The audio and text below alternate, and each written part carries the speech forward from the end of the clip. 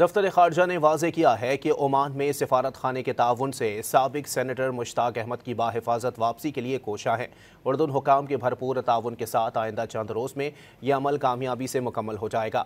سمود flotilla میں سوار سابق سینیٹر مشتاق احمد کی محفوظ واپسی سے متعلق دفتر خارجہ نے آگاہ کیا ہے کہ پاکستان عمان میں اپنا سفارت خانہ کے تعاون سے مشتاق احمد کی بحفاظت واپسی کے لیے کوشاں ہیں۔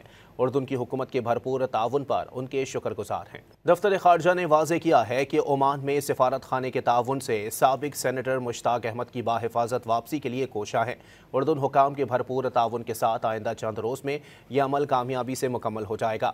سمود فلوٹیلا میں سوار سابق سینیٹر مشتاق احمد کی محفوظ واپسی سے متعلق دفتر خارجہ نے آگاہ کیا ہے کہ پاکستان عمان میں اپنا سفارت خانہ کے تعاون سے مشتاق احمد کی بحفاظت واپسی کے لیے کوشاں ہیں۔ اردن کی حکومت کے بھرپور تعاون پر ان کے شکر گزار ہیں۔